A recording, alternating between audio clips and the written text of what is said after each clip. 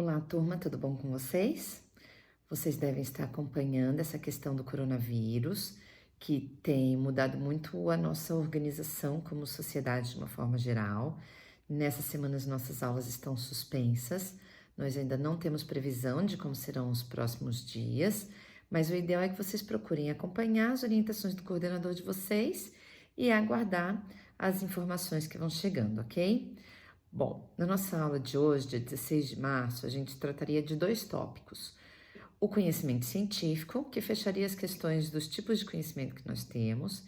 Então, nós já vimos o conhecimento de senso comum, que é aquele que vem das informações levantadas pela sociedade, do nosso meio como um todo, família, amigos, enfim, todas as informações que vêm do nosso meio, da nossa cultura e que vão agregando informações que suportam nossos conhecimentos.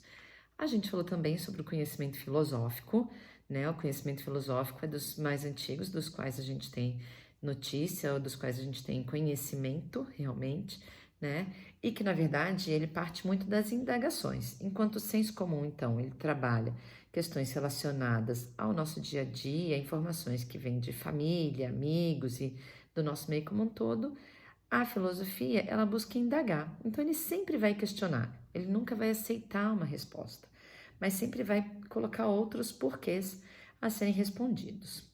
E hoje a gente iria tratar do conhecimento científico na primeira etapa da nossa aula e depois a gente falaria sobre pesquisa científica. Eu vou publicar para vocês depois um outro vídeo falando especificamente sobre pesquisa científica, ok? Bom, sobre conhecimento científico, ele surgiu, na verdade, ganhou força a partir mais ou menos do século XVIII, que foi quando os métodos, na verdade, foram reorganizados e criou-se uma estrutura, né?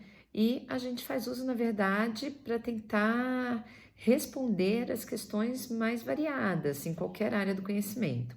Eu vou seguir mais ou menos aqui o que seria a proposta, tá? Então, pode ser que eu desvie o olhar por alguns segundos. Então, dentro disso, a gente tem primeiro a questão de esclarecer as ocorrências do universo, né? Muito do conhecimento científico que a gente tem hoje foi para responder, por exemplo, questões da natureza, através de um modelo com processos e etapas a serem seguidas que possibilitavam a gente chegar a resultados e a conclusões, assim como a gente chega hoje a resultados e conclusões em outras áreas também de estudos. Tá?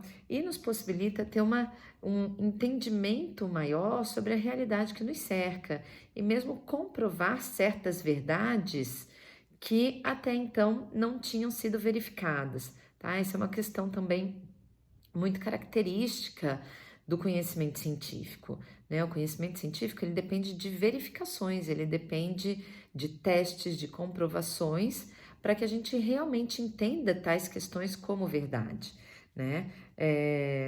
Entender que a gente passa a trabalhar o método científico, então, através de um plano para alcançar respostas, né? Na nossa próxima etapa da aula de hoje, por exemplo, que a gente vai trabalhar a pesquisa científica, eu vou passar justamente isso para vocês, né? Dentro do método, o que a gente precisa seguir como passos para que a gente alcance as nossas conclusões. E mesmo sobre as conclusões, muitos estudiosos já não usam mais esse termo, porque as nossas pesquisas elas se mantêm abertas a novos olhares, a novas possibilidades. Então a gente na verdade usa muito mais o termo considerações finais, porque até aquele momento, tendo um entendimento sobre determinados temas, a gente conseguiu considerar que tais aspectos foram efetivos, tais aspectos podem ser vistos como verdade, mas não se conclui aqui, né? Mesmo a gente, quando pega uma pesquisa nossa daqui 5, 10 anos, a gente consegue trazer novos olhares para textos que a gente próprio produziu, né?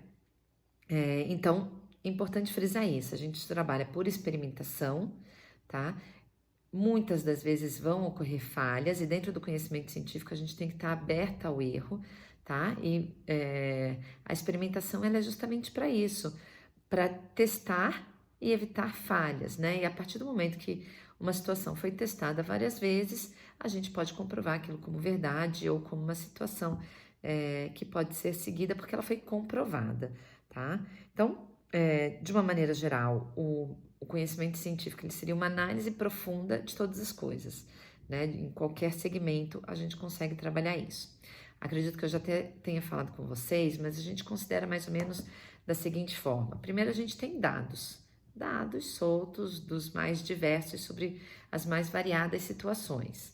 Tá? A partir do momento que a gente busca mais informações, a gente sai dessa situação mais rasa e passa a ter um entendimento maior das coisas. Não significa necessariamente que a gente tenha conhecimento, mas a gente tem informações um pouco mais completas do que simplesmente dados, tá? E a gente só obtém conhecimento a partir do momento em que a gente aprofunda nossas pesquisas, leva elas para testes, para verificações, para experimentações, e aí a gente passa a deter o conhecimento sobre determinados aspectos, sobre determinadas áreas, tá? Então, um dos tópicos que seriam tratados na nossa aula de hoje seria esse detalhamento sobre o conhecimento científico, tá? Já foi disponibilizado o conteúdo dos slides que seriam compartilhados em sala de aula, então procurem dar uma olhada, procurem entender um pouco sobre o que fala aí as questões, o que trata aí as questões do conhecimento científico, e se vocês tiverem alguma dúvida, podem me enviar, e nos nossos encontros